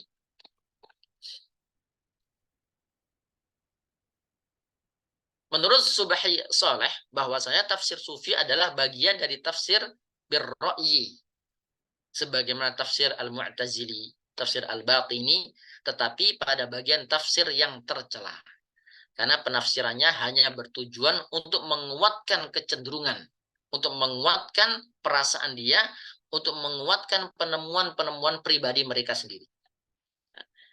Kemudian menurut Manna Al-Qattan, bahwa mufassir yang menggunakan metode nadhari telah tenggelam dalam penakwilan yang batiniyah, berbeda dengan isyari, itu pun dengan catatan apabila tafsirnya terdapat muwafiqah kesesuaian dan tidak bertentangan dengan teks zahirnya. Baik, kita masuk pada bab terakhir, yaitu bab terakhir, bab 4, yaitu muqaranah dalam ayat-ayat Al-Quran. Tentunya kalau kita mencoba muqaranah atau muwazanah, membandingkan antara kitab tafsir dari Al-Qushairi maupun tafsir Al-Jailani, tentu teramat sangat banyak. Misalkan dari sisi fikih atau ahkam, karena di mana Al-Qushairi bermadhab Syafi'i, kemudian Al-Jailani bermadhab Hambali. Tetapi kemudian karena di sini adalah tafsir sufi, maka akan dijelaskan tentang ayat-ayat yang berhubungan dengan maqamat. Apa itu maqamat? Maqamat itu adalah sebuah dari kata maqam, dari bahasa Arab adalah sebuah tempat. Dari makna maqam ya. Maqam itu adalah sebuah tempat. Di mana maqam ini adalah sebuah istilah sufi tentang sebuah etika yang akan diperjuangkan oleh seorang salik, ahli ibadahnya. Orang salik dengan mujahadah yang terus-menerus pada suatu tingkatan tertentu, pada makom-makom tertentu. Nah, dalam hal ini, para ulama tasawuf berbeda pendapat tentang tingkatan-tingkatan makom ini. Ada yang mengatakan 10, ya. Ada yang mengatakan misalkan 5, ada yang mengatakan 6. At-Tusi misalkan mengatakan bahwasanya makom-makom itu ada 10 misalkan. Ada yang mengatakan seperti itu. Mulai dari at-taubah, az-zuhud, as-sabr, al-faqr, at-tawadu, taqwa, tawakkal, ar-ridha, al-mahabbah, al-ma'rifah, dan seterusnya. misalkan. Tetapi di sini mungkin hanya ada beberapa ayat yang akan kita bahas yang untuk muqaranah, yang untuk membandingkan tentang masalah ini. Nah, tentang tingkatan makom ini, tentang asli tasawuf ini, tentang makomat ini sebenarnya ini juga menjadi rujukan ya dalam banyak kitab. Misalkan ada sebuah kitab yang kita semuanya mengenalnya, kaum muslimin semuanya mengenalnya, adalah kitab Riyadhus Shalihin. Riyadhus Shalihin karya Imam An-Nawawi. Beliau dalam jilid 1 itu memasukkan bab-bab ya, dimulai dari bab pertama bab ikhlas, kemudian bab at-taubah, kemudian bab as-sabr, bab murabah, bab at-tawakkal dan seterusnya. Nah, yang itu adalah dalam istilah sufi disebut adalah maqamat. Nah, dalam istilah sufi juga ada istilah ahwal.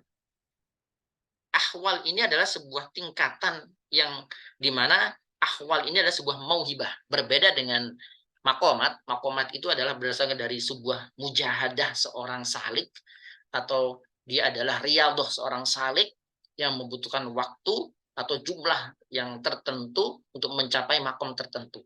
Sedangkan ahwal itu adalah sebuah istilah yang di mana itu adalah sebuah mauhibah, pemberian dari Allah Subhanahu wa taala. Nah, mauhibah ini berupa al-khauf, ya, rasa takut, al-mahabbah, rasa cinta, muraqabah, merasa diawasi, ya, ar-roja, ya, sebuah harapan, asyauq, rasa rindu dan seterusnya. Itu adalah sebuah mauhibah dari Allah Subhanahu wa taala, dan itu pun juga ada dalam bab kitab-kitab Riyadhus Shalihin di jilid-jilid pertama. Nah, maka di sini kita akan membandingkan dari ayat-ayat maqamat ini dari tafsir Al-Jailani ya, atau tafsir Al-Qushairi. Nah, kita akan coba ya.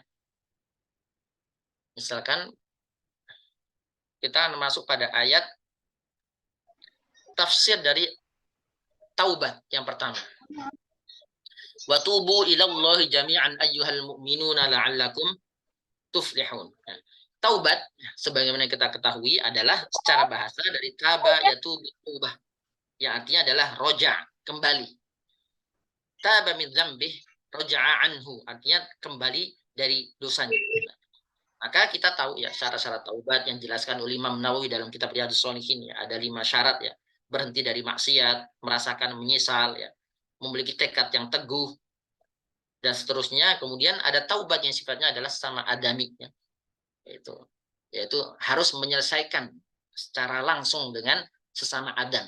Dan dalam Ihya Ulumuddin Al-Imam Ghazali mengatakan wa hadza ashkal ya. Dan itu adalah yang paling berat, washkal ya, dan yang paling susah ya, yang terakhir tersebut.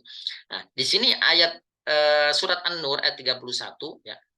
Ayat 31 adalah watubu ilallahi jami'an ayyuhal mu'minuna la'allakum tuflihun. Nah, di dalam ayat ini sebenarnya ini adalah sebuah potongan surat An-Nur yang cukup panjang ya, yaitu bercerita tentang ghaddul basar. Wa qul lil mu'minati yaghdudna min absarihinna wa yahfadna furujahunna wa la yubdina zinatahunna illa ma dhahara minha wal yadribna, dan seterusnya itu. Jadi tentang masalah itu. Nah, kenapa ayat ini tentang masalah ini? Karena ayat ini kalau asbab nuzulnya ada sering sekali banyak wanita ya bermain di kebunnya seorang sahabat ya bernama Asma binti Marsad ya. Bahwasanya di kebun itu bagaimana para perempuan-perempuan tersebut ya terlihat aurat mereka, terlihat dada mereka. Maka kemudian Asma mengatakan alangkah jeleknya pemandangan ini. Maka kemudian Allah turunkan ayat-ayat ini, dan di akhir ayat Allah Subhanahu wa taala mengatakan wa tubu ilallahi jami'an ayyuhal mu'minuna la'allakum tuflihun. Nah, kita akan melihat bagaimana tafsir dari kalau tidak salah ini Al-Qushairi. Al-Qushairi ketika menafsirkan ini wa tubu ilallahi jami'an ayyuhal mu'minuna la'allakum tuflihun.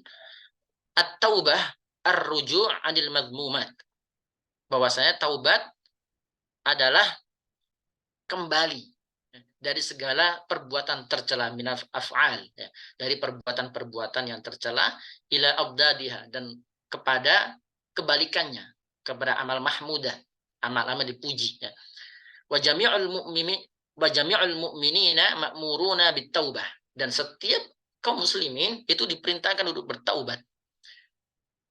Fattaubah 'anil zallah ya taubatul awam. Nah, beliau kemudian di sini mengelompokkan bahwasanya taubat itu ada dua, yaitu taubatnya orang awam dan taubatnya orang khawas. Banyak yaitu taubatnya orang awam ya. Kemudian yaitu apa? Taubatul ghaflah wa hiya taubatul khawas. Dan kemudian beliau mengatakan juga bahwasanya ada taubatnya orang-orang khusus. Orang-orang khusus ada dua macam ya. Taubatnya orang awam adalah taubat dari segala kesalahan. Sedang taubatnya orang khusus adalah taubat dari segala kelalaian. Segala dari kelalaian. Ini adalah sebuah tafsir isyari. Sebuah tafsir isyari. Kenapa? Dalam tafsir ini hanya dikatakan watubu ilallahi jami'an ayyuhal mu'minun. Kenapa kita bisa katakan isyari? Apakah kemudian ini menyeleweng dari makna aslinya? Tentu tidak. Tentu tidak. Makna al-khawas, ya, taubatul khawas, taubatnya orang-orang istimewa adalah bagaimana mereka taubat dari kelalaian. Kita bisa melihat hadis Rasulullah Shallallahu Alaihi Wasallam ketika Rasulullah mengatakan, ya ayuhan nas tubu ilallah wastaghfiruh. Wahai manusia, bertaubatlah kepada Allah dan beristighfarlah. Fa inni atubu fil yaumi atamarrah. Karena aku sesungguhnya bertaubat, bertaubat kepada Allah dalam satu hari 100 kali. Kita tahu bahwasanya Rasulullah Shallallahu Alaihi Wasallam adalah ufira ma taqaddama min dzambih wa ma ta'akhkhar. Jadi Rasulullah telah dihapus seluruh dosanya, baik yang telah lampau maupun yang akan datang. Ya. Tapi di sini Rasulullah Shallallahu Alaihi Wasallam beliau bertaubat dalam satu hari mi'atu marwah selama, dan ini adalah sebuah penafsiran isyari ya. Yang dijelaskan di sini cukup panjang ya. Kita langsung pada terjemahannya saja ya.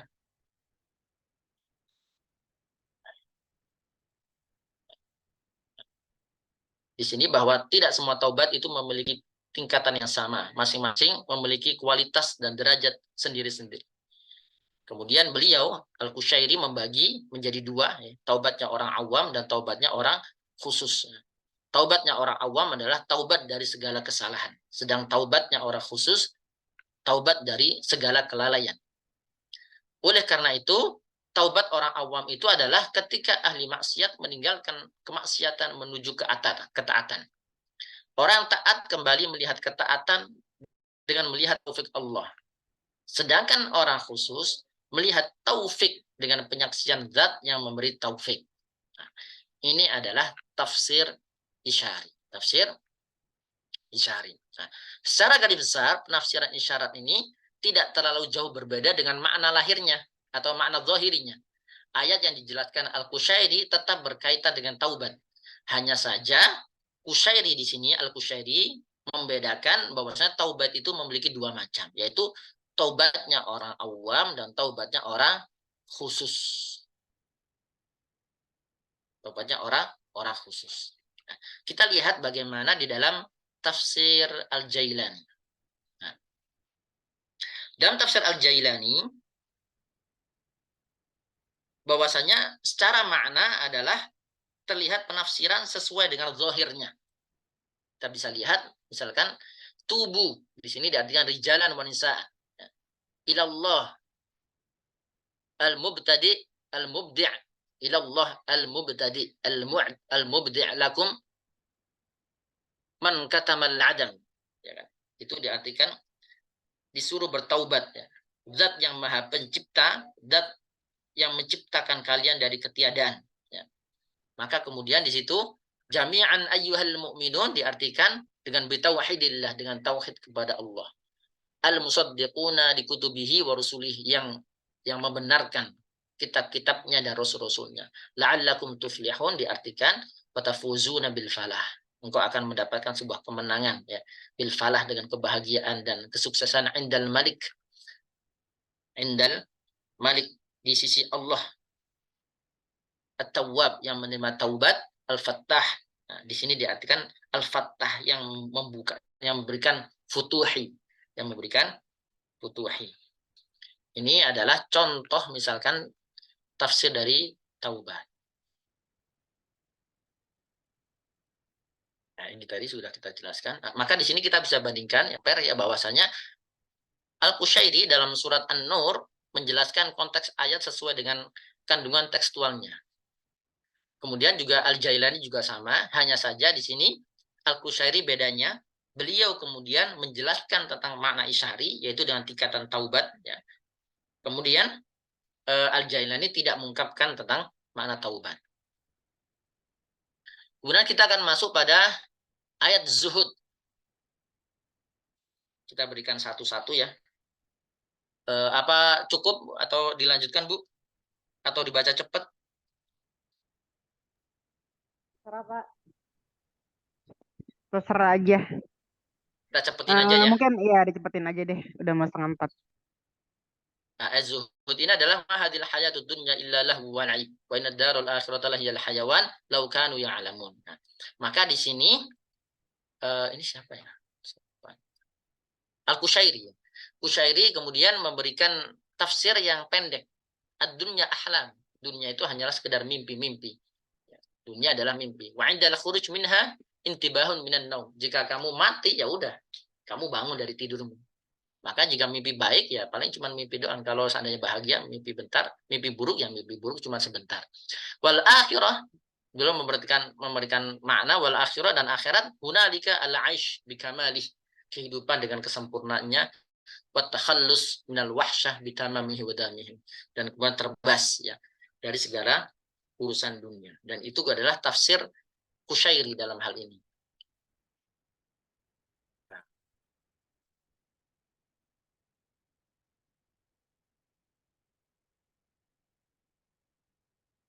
Nah, di sini tafsir Al-Jailani beliau memberikan tafsir isyari yang sangat panjang. Sangat panjang ya. Nanti bisa dicek ya. Itu tadi ini adalah tadi PDF-nya ya. PDF-nya nanti bisa dibaca sendiri ya. Tafsir isyari dari Al-Jailani yang cukup panjang di sini ya.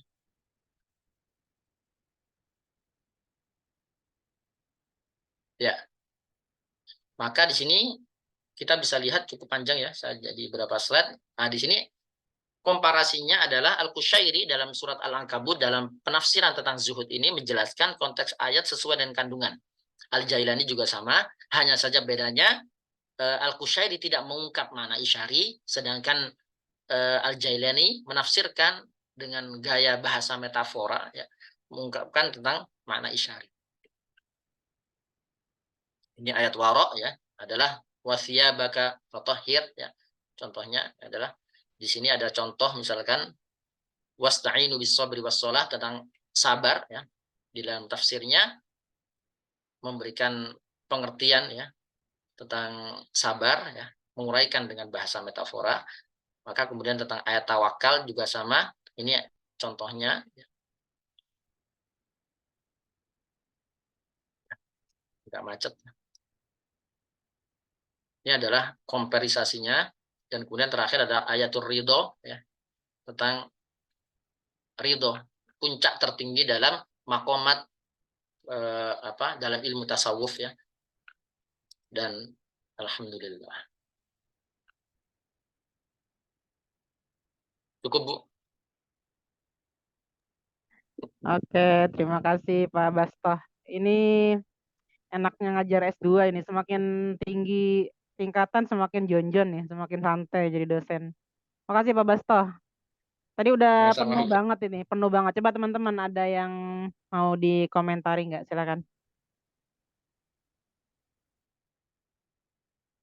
Masya Allah, Pak Kiai.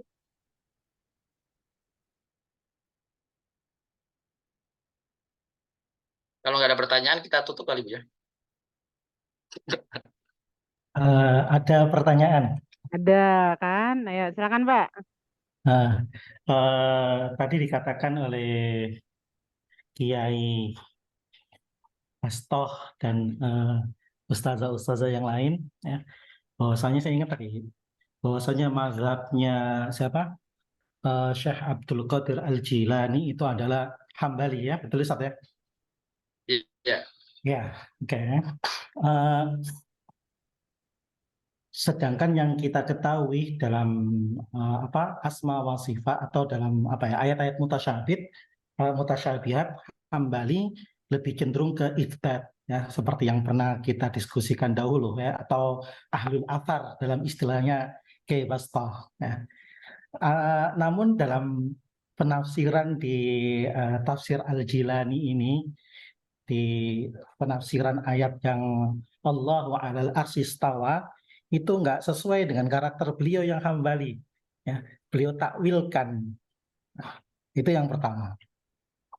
Kemudian pertanyaan yang kedua, apakah betul ya tafsir ini adalah buah karya Syekh Abdul Qadir Al-Jilani? Karena dalam kitab At-Tafsir wal Mufassirun tidak dijelaskan sama sekali bahwasanya Syekh Abdul Qadir Al-Jilani punya karya tersebut. Bahkan di Al-Mufassirun hayatuhum wa manahijuhum, tafsir ini dinisbahkan kepada nikmatullah yang mazhabnya Hanafi seingat saya. Dan bahkan pengagum beliau, ya, Syekh Ramadan Al-Buti, saya pernah mendengar salah satu ceramah beliau mengatakan andai kata ada nabi setelah Nabi Muhammad, menurut saya yang layak jadi nabi berikutnya adalah Syekh Abdul Qadir Al-Jilani karena ketinggian akhlaknya, kemudian pemahaman agamanya dan seterusnya. Tapi beliau memiliki komentar yang lain mengatakan bahwasanya karakter penulisan tafsir Al-Jilani ini nggak sesuai dengan karakter Syekh Abdul Qadir Al-Jilani yang beliau ketahui. Bahkan kalau dibandingkan tafsir Al-Jilani ini dengan kitab beliau yang lain Al-Ghunyah, itu banyak perbedaannya. Maka mohon penjelasannya dari Kiai Basto dan teman-teman yang lain. Yang pertama tentang mazhab yang beliau anut betul seperti itu atau tidak, karena di tafsir ini Allahu 'ala arsy istawa itu lebih cenderung kepada takwil, bukan itsbat. Kemudian yang kedua, ternyata banyak para cendekiawan yang tidak menisbahkan tafsir ini kepada Syekh Abdul Qadir Al-Jilani. Kemudian satu lagi yang belum dijelaskan tadi kayaknya, apakah corak penafsiran Syekh Abdul Qadir Al-Jilani ini termasuk sufinya yang falsafi atau akhlaki?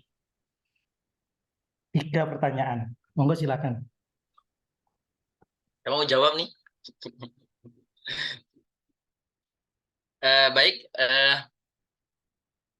tentang masalah Syekh Abdul Qadir Al-Jailani, seorang ahli zuhud yang sangat luar biasa, ya, dan begitu tersohor ya di kita, di negara kita, bahkan di daerah saya, di daerah Jawa Timur itu ada istilahnya manakiban, ada istilah manakib, kumpulan para ibu-ibu yang itu kita tahu bahwasanya manakib itu adalah biografi, ya, dan itu adalah manakib dari Syekh Abdul Qadir Al-Jailani yang dibaca, ya, semacam menjadi sebuah tradisi yang mungkin sebagian orang awam itu dianggap adalah sebuah ibadah, gitu. Tentunya yang menjadi sebuah perdebatan antara pro kontra apakah akidah dari Syekh Abdul Qadir Al-Jailani sampai sekarang adalah tentu adanya kitab Al-Ghunyah, ya. Kitab Al-Ghunyah ini adalah kitab dalam mazhab Al-Hambali, ya. Dalam mazhab Al-Hambali yang dimana di kitab itulah yang terjadi munculnya pro kontra. Apakah beliau itu kemudian akidahnya Asy'ari ataukah akidahnya adalah Asy'ari? Di sana tentu terjadi pro kontra, ya. Tentunya menurut ahlu Asy'ari, beliau adalah secara akidahnya adalah akidah yang Asy'ari, akidah yang Asy'ari. Kenapa? Dalam kitab Al-Ghunyah misalkan, ketika belum menjelaskan tentang makna iman, al-imanu yazidu bitta'ah wa yanqusu bil 'isyan wa yuqawwi bil 'ilmi wa yud'ifu bil wa yaqwa bil 'ilmi wa yad'ufu bil jahli. Maka kemudian beliau dalam kitab Al-Ghunyah itu menjelaskan waqad ankarat al-asy'ariyah ziyadatal iman wa nuqsanihi. Jadi belum menambahkan kalimat sesungguhnya Asy'ari mengingkari ziyadatul iman wa nuqsanihi. Di sini seolah-olah beliau mengingkari Asy'ari.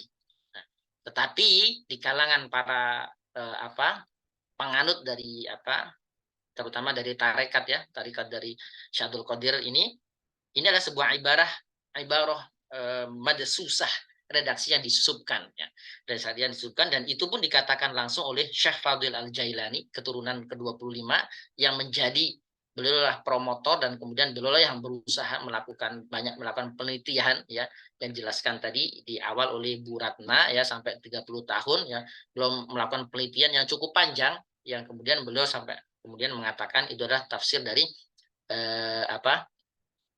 tafsir dari beliau ya, tafsir dari Al-Jailani. Nah, memang itu adalah sesuatu yang saat ini masih pro kontra, di mana misalkan cucunya beliau atau keturunan beliau Syekh Fadil mengatakan apa, ini sangat tidak sejalan dengan ulama Asy'ari, sangat tidak sejalan dengan Syekh Abdul Qadir Al-Jailani, yang beliau tidak mungkin menurut beliau itu adalah mencela Asy'ariyah misalkan. Nah, kemudian bagaimana tentang makna istiwa juga, tentang makna itu semuanya di sana dijelaskan ketika kemudian itu selaras, terutama di kitab Al-Ghunyah, di kitab Al-Ghunyah itu selaras dengan Athari, atau sekarang lebih tepatnya adalah Salafiyah, maka kemudian yang membalasnya adalah ini adalah sebuah madsusah, ibarah madsusah, dan itu sudah menjadi sebuah permasalahan yang cukup lama ya, dari dulu ya, ketika misalkan dalam kitab-kitab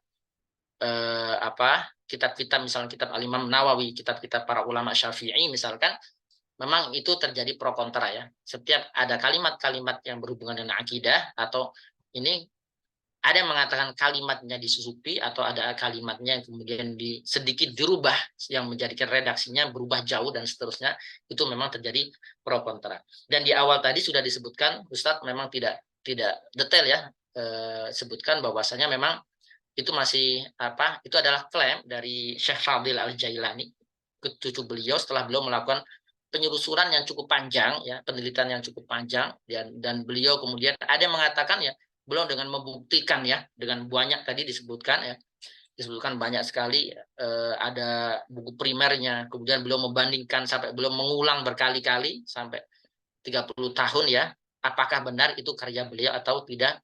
Maka kemudian sekitar tahun 2000 berapa ya, 2009 ya, atau tahun berapa lupa saya, beliau kemudian mengukuhkan, kemudian mengatakan bahwasanya ini adalah tafsir Al-Jailani, tafsir Al-Jailani. Allahu a'lam kebenaran tentang masalah itu. Kemudian bagaimana corak dari tafsir Al-Jailani? Kalau sekilas ya, ketika saya baca ya, tafsir Al-Jailani ini adalah tafsir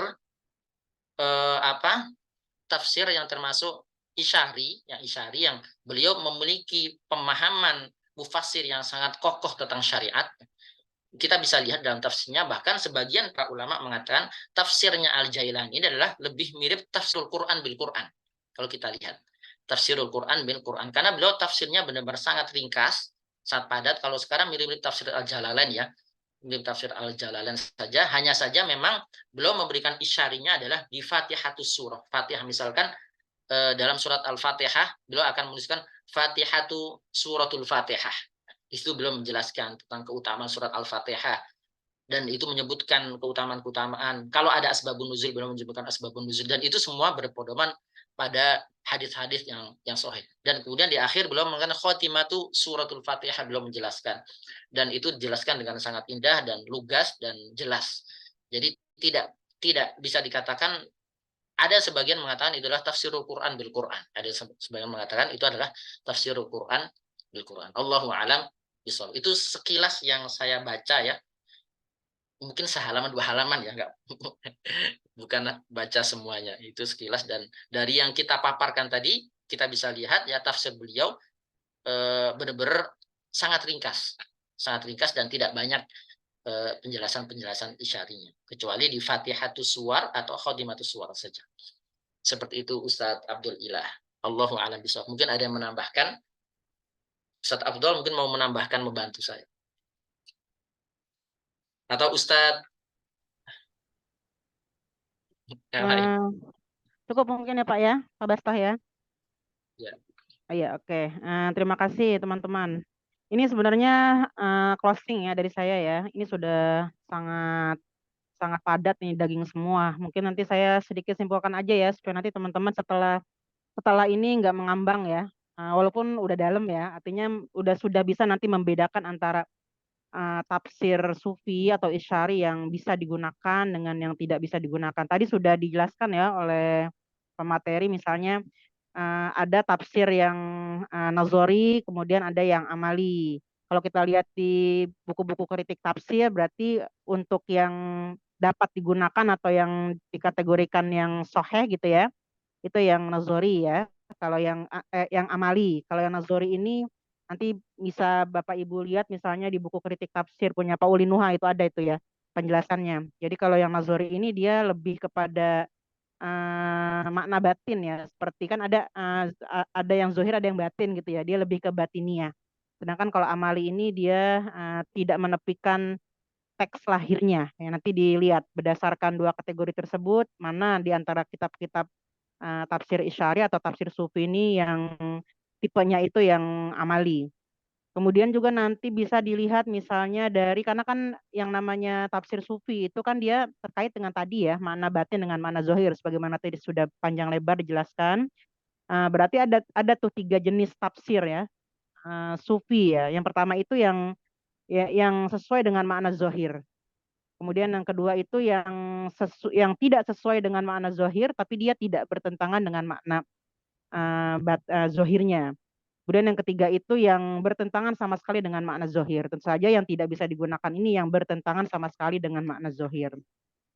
Kemudian ada lagi misalnya kita bisa klasifikasi berdasarkan apakah karena tadi ya untuk tafsir sufi ini banyak menggunakan makna batin seperti 2 tafsir yang sedang kita bahas, maka dilihat apakah mereka itu menjelaskan tidak makna zohirnya.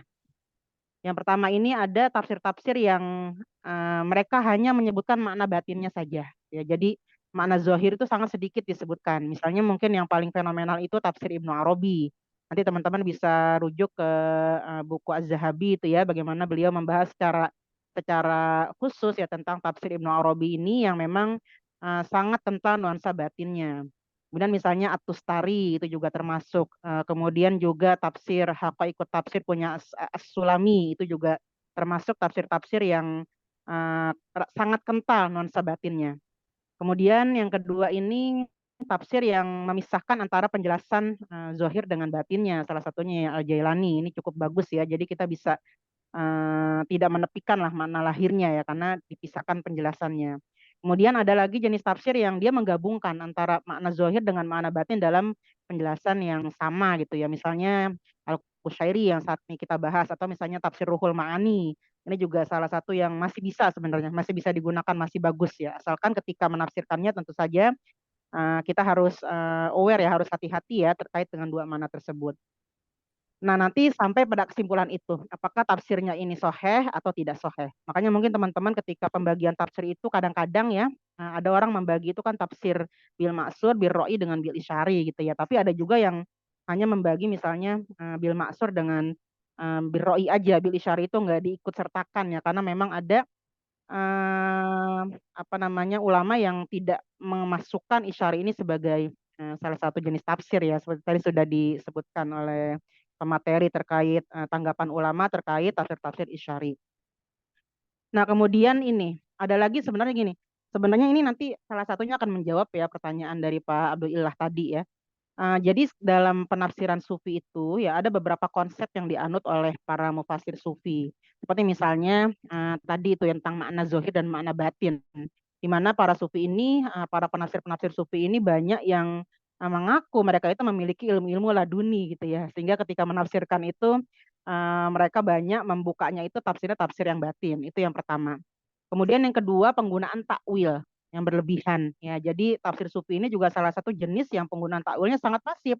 Sehingga mungkin tadi ya tidak heran sebenarnya kalau dalam tafsir sufi itu kok dia berbeda dengan penafsiran mazhab pada umumnya gitu ya. Kayak misalnya tadi kenapa kok nggak sesuai dengan mazhabnya ya, mungkin dia menggunakan takwil tadi karena memang sangat kental nuansa takwilnya.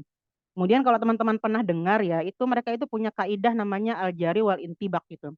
Al-jari wal intibak ini seperti kaidah al-ibrah bi umumil lafzil la bi khususis sababi.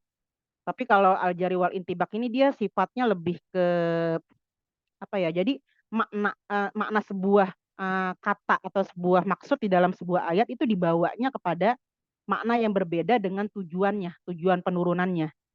Jadi lafaz atau ayat Al-Qur'an pada sebuah ayat Al-Qur'an itu ditafsirkannya berbeda dengan sebab penurunannya atau bahkan berbeda dengan makna yang aslinya seperti apa.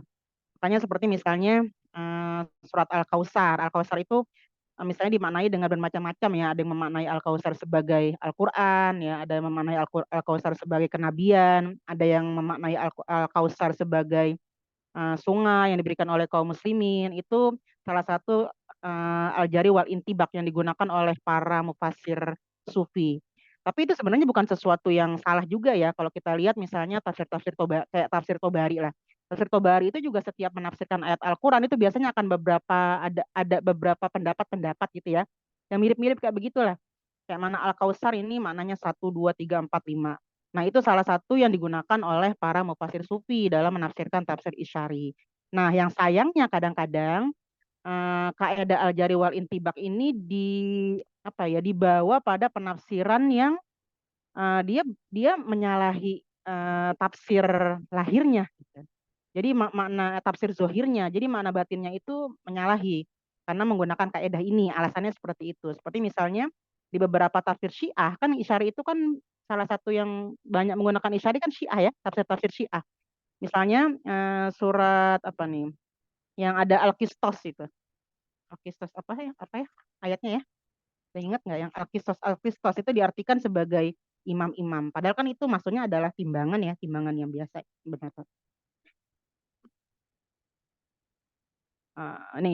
Surat Al-Isra ayat 35.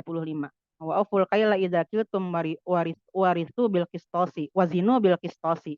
Nah, kistos ini dimaknai sebagai imam-imam ya. Padahal kan kistos ini dia lebih kepada ya timbangan yang biasa. Kemudian wabin najmi hum yahtadun. Itu an-najm diartikan juga sebagai imam-imam, diartikan sebagai Imam Ali bin Abi Thalib dan seterusnya ya. Jadi sangat berbeda dengan makna zohirnya. Nah, itu tadi karena alasan mereka menggunakan kaidah tadi. Itu mungkin teman-teman ya tambahannya ya. Nanti bisa dibaca-baca sendiri terkait dengan tafsir sufi.